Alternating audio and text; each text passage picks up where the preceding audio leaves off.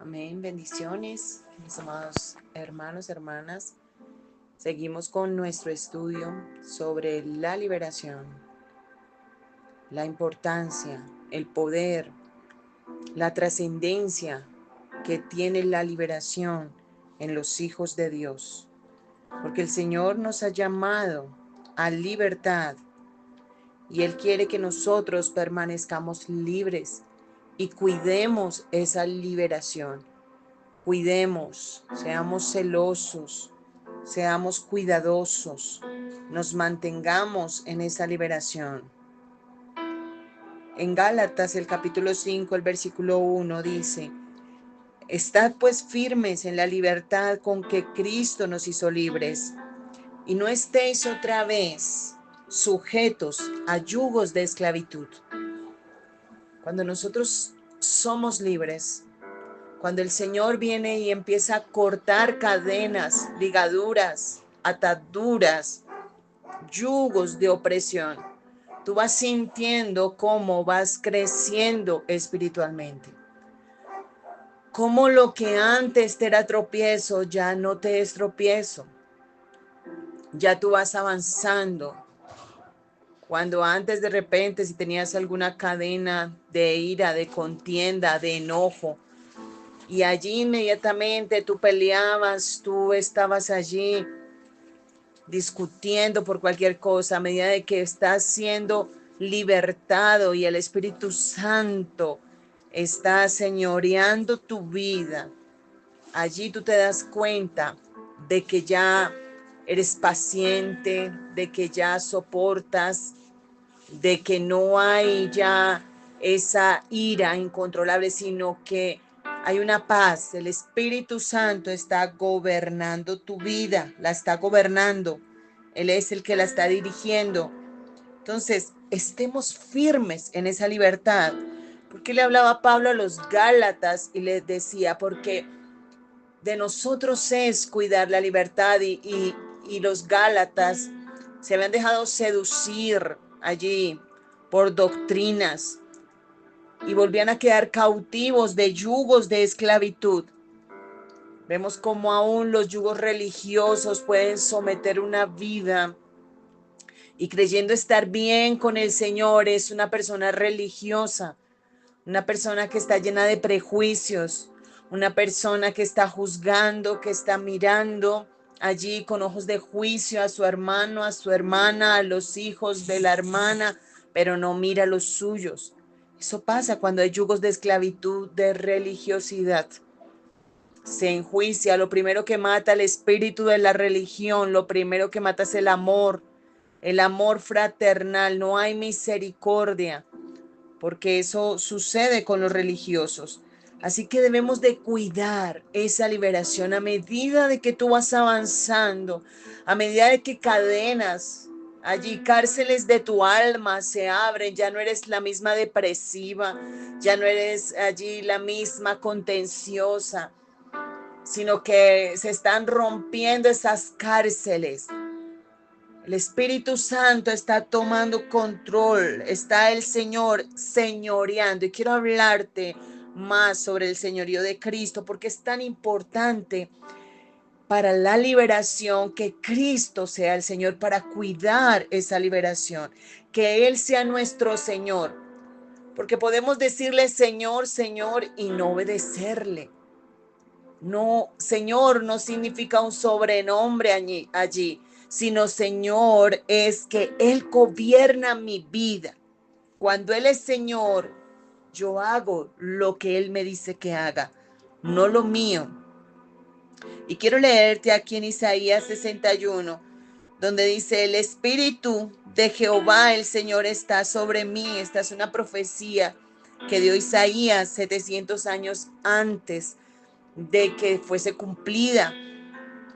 Y también cuando el Señor Jesucristo está en el templo, Él llega ya a ejercer el ministerio después de haber estado en el desierto y haber tenido una victoria sobre Satanás allí, sobre la tentación, porque cuando nosotros tenemos una victoria, adquirimos autoridad y el Señor con toda autoridad entró al templo y desenrolló aquí el libro de Isaías, el rollo, y leyó, porque se estaba cumpliendo esta escritura, se estaba cumpliendo. Entonces, el Espíritu de Jehová está sobre mí con toda autoridad, lo dijo el Señor, porque me ungió Jehová y me ha enviado a predicar. Ya venía el ministerio allí, a ser evidente, a manifestarse, porque todo tiene un tiempo, todo tiene un tiempo sobre la tierra y debemos de esperar nuestro tiempo, el tiempo donde el Señor va levantando, va dando autoridad, va libertando, va cortando cadenas, yugos, y allí tú empiezas a ser que empoderado. Ya no te gobierna tu carne, ni los demonios, ni los deseos de nadie, sino te gobierna el Espíritu Santo de Dios. Dice, a predicar las buenas nuevas a los abatidos, a vendar a los quebrantados de corazón, a publicar, mira, tan importante, libertad a los cautivos. Y es que solamente cuando somos libres es que nosotros tenemos una autoridad real y verdadera. Nadie quien se encuentre allí encarcelado va a tener autoridad para libertar a otra persona. Solamente aquellos que han experimentado la libertad y la cuidan, como le decía a los Gálatas, que cuidaran, que estuvieran firmes en la libertad porque estaban siendo seducidos. Así que nosotros tenemos que cuidar, celar, estar ahí atento, guardando la libertad de la cual el Señor nos hizo libres y no más sujetos a los yugos de esclavitud. Podemos muchas veces ceder terreno y nosotros no podemos ceder terreno porque el enemigo entra por cualquier rendija, por una puerta entreabierta, por un portillo caído. Por eso tienes que cuidarte si tú ministras. Escucha bien, si tú oras por las personas y estás ministrando, de no tener ningún portillo abierto, repararlo inmediatamente, no estar con rencores, no tener amargura, no tener en el corazón una motivación contraria, envidias ocultas, porque muchas veces se mata al hermano en el corazón y no se perdona y se tiene ahí el hermano encarcelado y hay que dar libertad, libertad, porque así el Señor nos dio libertad. Por más que te hayan fallado, por más que te hayan herido tu esposo, tus hijos, perdonar, amar, saber que todos en algún momento fallamos. Por eso el Señor habla claramente aquí. Y ya tiene la autoridad aquel que es libre. ¿Para qué? Para ser eficaz. Es cuando se es eficaz en la obra del ministerio o en la familia. Cuando se tiene esa autoridad porque hemos sido autoridad. Porque Dios nos ha delegado por medio del sometimiento. Por eso cuando nosotros decimos, Él es mi Señor, es porque me someto a Él. Y cuando nosotros nos sometemos a Él, Él imparte de su autoridad en nuestras vidas. Nos llena de esa autoridad y nos pone que a publicar también libertad a los cautivos y a los presos, apertura de la cárcel. Hay una autoridad de Dios para restaurar, una autoridad de Dios para cambiar atmósferas, para llegar a un lugar y llegarle, ya no llegas tú solo allí o con tu aprendido 3, 4 versículos y ya pretendiendo ganar el mundo, no, sino con una autoridad eficaz de parte de Dios. Porque hay un reino y lo vemos, el reino de Dios y también que está el reino allí de las tinieblas. Pero lo que está en ti como luz, como Señor en tu vida, es lo que va a reprender el diablo, lo que va a sacar las tinieblas. Llega la luz, llega Cristo en ti, pero es necesario que Él sea tu Señor, que Él sea el que reine en tu vida. Dice ahí el 2, a proclamar el año de la buena voluntad de Jehová. el día de la venganza de nuestro Dios y a consolar todos los enlutados, a ordenar que los afligidos de Sión se les dé gloria en lugar de ceniza, una autoridad de cambiar, de hacer cambios. Eso solo lo tiene alguien que está empoderado por el Espíritu Santo y que tiene a Cristo como Señor. Por eso es necesario que nosotros no nos saltemos los procesos, sino que vivamos los procesos tal cual como el Señor nos los esté haciendo vivir. Porque a medida de que nosotros entramos en el fuego de la prueba o el fuego del horno, se van a quemar todas las ataduras. Esas ataduras no van a resistir, se queman por el fuego del poder de Dios, pero al mismo tiempo el fuego de qué? Del proceso, de la prueba. Ese señorío de Cristo sobre mi vida implica que su gobierno, sus leyes, sus estatutos, sus mandatos, sus ordenanzas sean mías. Yo las obedezca. Yo me rindo a Él. No se es libre cuando todavía se tiene una voluntad en obstinación, en tratar de hacer lo que a mí me parece. Cuando hay rebeldía, ahí no hay una total libertad, hay yugos de rebeldía. Y lo vemos en la misma iglesia. Si es que es en la misma iglesia donde vemos cuántas opiniones, cuánto se levanta. Es que el pastor debe hacer esto, es que la pastora debe hacer esto, es que esto, es que no me parece. No, no es lo que le parezca a nadie, es lo que el Espíritu Santo que está reinando, que está diciendo. Cuando el Espíritu Santo reina en un lugar, Él va a decir qué es lo que se debe hacer. Cuando sus líderes, sus cabezas están metidos en la presencia de Dios y son personas de oración, el Espíritu Santo va a hablar, el Espíritu Santo va a confirmar, el Espíritu Santo va a estar allí transmitiendo lo que se debe hacer. Por eso es tan importante el señorío de Cristo. Mira, es algo supremamente importante para el Hijo de Dios, para la hija de Dios. El sometimiento a Dios en total obediencia. En 2 el capítulo 3, el versículo 17 dice, porque el Señor es el Espíritu y donde está el Espíritu del Señor, allí hay libertad. Por eso vemos, tú ves características, tú ves que si no hay libertad en una vida, ahí no está reinando como Señor. Se le deja a un lado, no está reinando el Espíritu Santo. No hay un orden todavía establecido, todavía falta encajar muchas cosas. Por eso es que hay vidas que permanecen años en una misma posición, allí en un mismo puesto. Y no se ve ese crecimiento y no se ve esa solidez, esa madurez para enfrentar aún las luchas, las pruebas. Sino que cuando se presentan las pruebas o los ataques, la confrontación, las batallas, esa vida declina. Esa vida todavía tiene un lastre, tal vez de su pasado, algo que no ha crucificado, emociones que todavía no están sanas. Son cárceles del alma, cárceles, diferentes tipos de cárceles emocionales, diferentes tipos de cárceles, menosprecios, rechazos.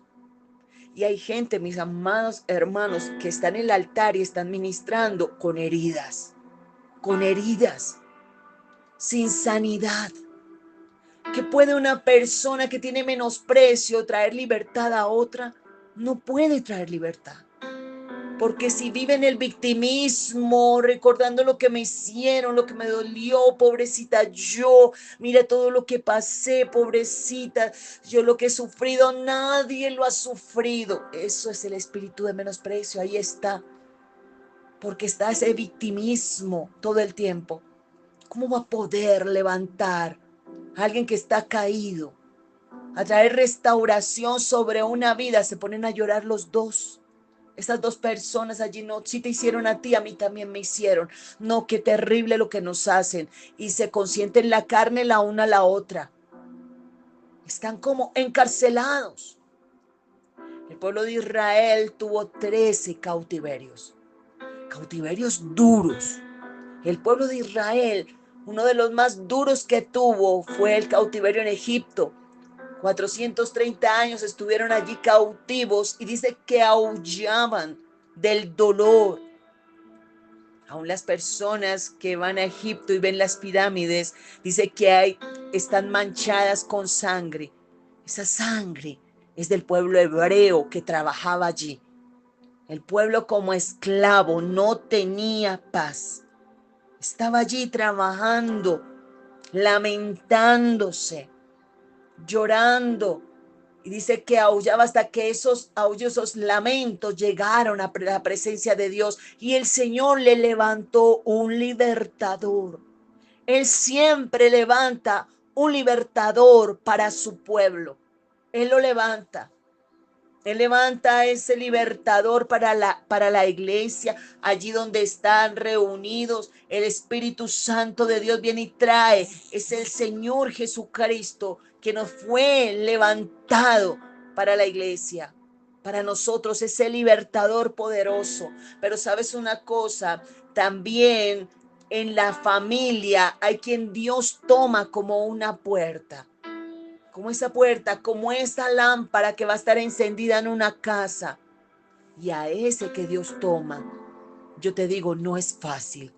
No es fácil ser el primero de repente de tu familia o el único que ore o el único que se meta con el Señor. Porque tiene una responsabilidad muy grande, porque cuando Dios levanta un libertador de en medio de su pueblo, de en medio de una casa, de en medio de una parentela, es porque viene liberación poderosa de Dios. Y esa puerta, esa lámpara encendida, esa antorcha encendida en medio de densa oscuridad, va a tener luchas fuertes. Y tiene que fortalecerse en el Señor y creerle, creer que Dios va a libertar a los cautivos, que el Señor lo puso a clamar o la puso a clamar en medio de gran confrontación. ¿Sabes una cosa? Que el Señor en Babilonia, cuando fue a libertar el Señor y ya llegaba el tiempo para acabarse en los 70 años del cautiverio en Babilonia, el Señor levantó a un Daniel que orara, a un Daniel que escudriñara la palabra, un Daniel que fue testimonio. Para él no le fue fácil, para él hubo guerra, porque detrás de todo lo que había en Nabucodonosor, no se conocía como diablo, pero ahí estaba la potestad. Estaba la potestad en los caldeos, estaba la potestad en aquellos sátrapas, en aquellos hechiceros, en todos los que le tenían envidia a Daniel. ¿Qué operaba allí? Las tinieblas operaban. ¿Qué opera en una vida que tiene envidia, que quieres acabar con la otra persona? Porque Daniel no les había hecho nada, pero era la oscuridad que quería derribar a Daniel, porque había sido levantado como heraldo y como aquel que clamaba allí, porque el Señor bien puede tomarte a ti de entre tu casa y ponerte a clamar, a orar porque viene una liberación, porque viene un decreto de Dios establecido allí para levantar, para sanar, para restaurar. Viene una proclamación para publicar libertad a esos cautivos, para que cárceles sean abiertas y los presos salgan, para determinar tiempos, porque el Señor determina tiempos. No todos los tiempos son iguales. Así que a medida que el Señor empieza a moverse en una familia, en una ciudad, en un país, el Señor levanta, Él se suscita de libertadores o de quienes tienen un propósito para clamar y traer libertad a los cautivos, aperturas a las cárceles, a ordenar que a los afligidos de Sión que se les dé gloria en lugar de ceniza. Hay cambios, movimientos, movimientos espirituales. Por eso yo te digo, clama, clama, sigue clamando, porque vas a ver la gloria de Dios en medio de tu familia.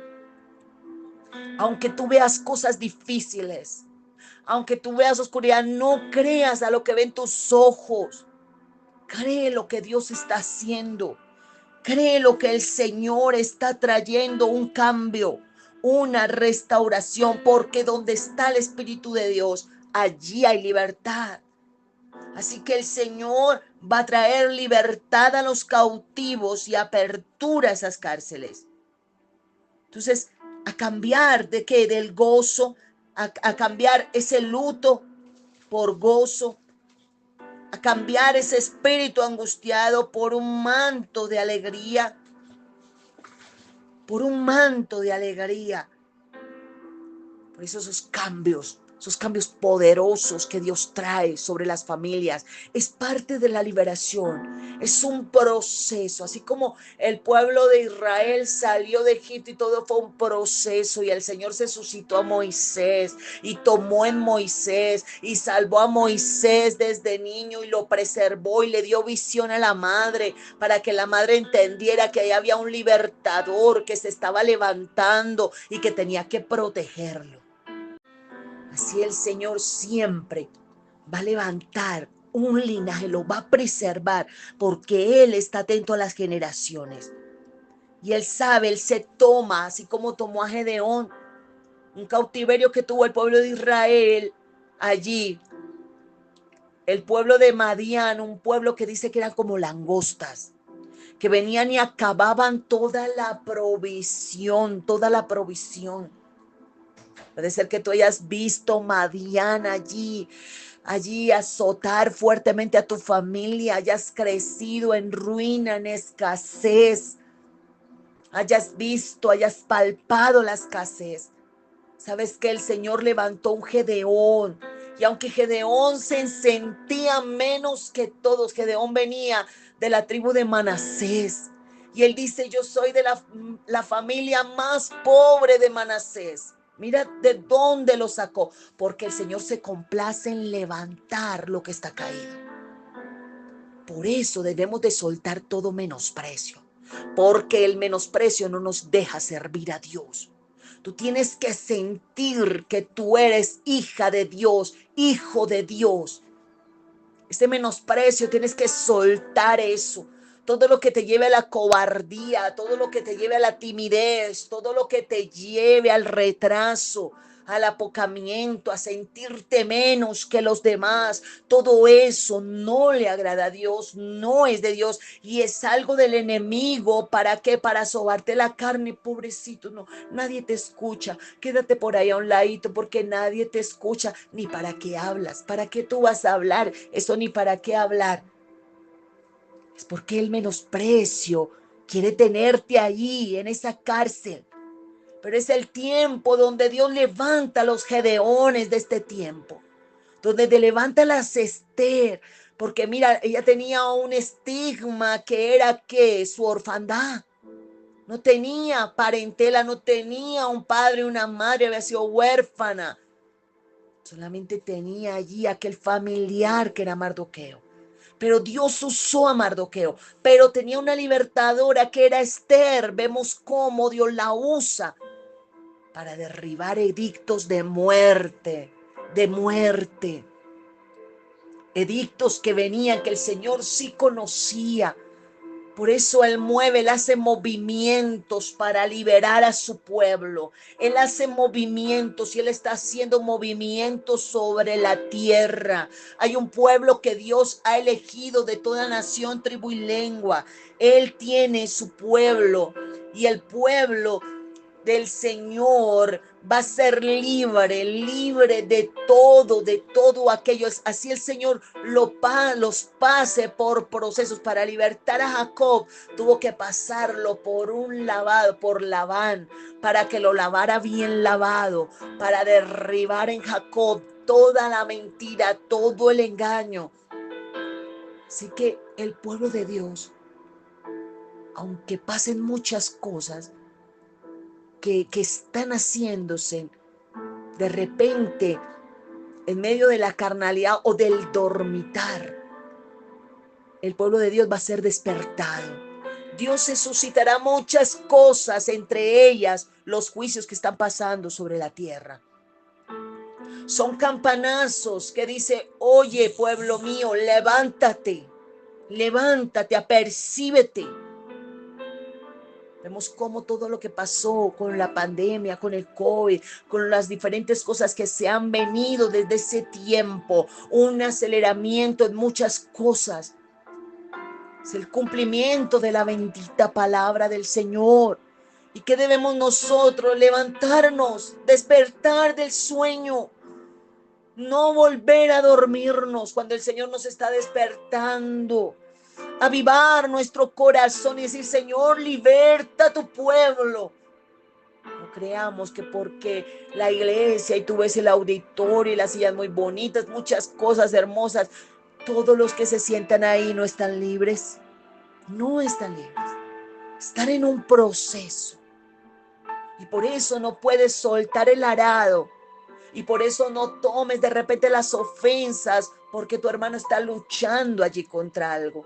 No la tomes personal, sino debes de tener misericordia y saber que está luchando con muchas cosas y hay que entregarle a Dios, entregarle al Señor, porque el señorío de Él hará que muchas cosas se doblen, que muchas cosas cedan. Lo alto se bajará y lo que está muy bajo será levantado, para que la gloria de Dios fluya, para que la gloria de Dios esté allí y se establezca y la gloria del Señor llene las vidas. Por eso es tan importante que nosotros entendamos el tiempo que estamos viviendo, que amemos la liberación, que la cuidemos, que la cuidemos. Cuida lo que Dios está haciendo contigo, valora. Sea agradecido, sea agradecida por todo lo que el Señor ha invertido, por todo. El Señor ha invertido hasta vidas que el Señor ha hecho allí que su vida se agote al servicio. Vidas que el Señor ha puesto a clamar, y que no tienen otra vida, otra salida, porque ya el Señor los ha tomado para clamar. Hay quienes van delante y van abriendo el camino y no se pueden detener, porque se detiene toda la obra. Se detiene. Así que yo le pido al Espíritu Santo de Dios que te haga entender la importancia de la liberación. Lo primero es decirle al Espíritu Santo: señorea sobre mi vida. Que todo lo que tú veas, Señor, que es oposición a tu voluntad, tú lo quites. Tú arranques de mi vida todo lo que sea muro, Señor. Todo lo que sea tinieblas. Todo lo que sea oscuridad, Señor. Sácalo de mi mente. Pensamientos turbios, pensamientos destructivos. A veces pensamos tan duramente de nosotros mismos. A veces nosotros mismos resultamos dándonos látigo y no nos perdonamos ciertas cosas cuando somos carne y debemos pedirle al Señor que nos ayude. Por eso David era entendido. David sabía que era débil, que era frágil y no se soltaba del Señor, porque él sabía que cuando se soltase iba a cometer errores terribles. Por eso el Salmo 51 muestra cómo David se humilló completamente. Ese Salmo 51 es un salmo de arrepentimiento, pero genuino. Y vemos que David falló una vez, pero no dos veces. Allí en la misma piedra no tropezó. Por eso él amó la liberación y la oportunidad que Dios le dio. Debemos de amar y cuidar. Guárdate, guarda tu corazón. Guarda. No lo expongas, no expongas tu corazón. No lo expongas. Guárdalo de las heridas, guárdate de las traiciones, guárdate. Suelta rápido la ofensa, si te hirieron, si te lastimaron, si te ofendieron, si te traicionaron. Suelta eso. Suelta todo dolor, todo fracaso, toda tristeza, toda frustración, suéltala. Déjala ir. No, no la guardes. Ni te quedes mirándote a ti mismo y mirándote lo que me hicieron, porque al poner los ojos en nosotros los quitamos de Dios y nos debilitamos y caemos. Nos debilitamos y caemos porque no podemos quitar los ojos de Jesús. Dice, puesto los ojos en Jesús, autor y consumador de la fe. Te leo este último versículo en Juan 8:36. Así que si el Hijo os libertare, ¿quién? El Hijo, nuestro Señor Jesucristo, nombre sobre todo nombre. Así que si el Hijo os libertare, seréis verdaderamente libres, no aparentemente libres, porque hay quienes aparentan que son libres, pero sus hechos niegan la eficacia de sus palabras, muestran lo contrario, que no hay una libertad completa, sino que hay yugos y cárceles de opresión. Así que solamente por el Señor Jesucristo somos libres. Cuando Él es nuestro Señor, cuando aceptamos su señorío, su gobierno, con sus estatutos, sus leyes, sus mandamientos, sus decretos, y no me rebelo a Él, sino que me someto. Ahí esos yugos se pudren y viene el ungimiento poderoso del Señor sobre nuestras vidas. Bendigo este tiempo que hemos tenido de estudio de la palabra sobre la liberación. Dios bendiga tu vida y te siga introduciendo cada vez más hasta que totalmente no haya ningún impedimento para que el Espíritu Santo te use con poder y con autoridad. Bendiciones.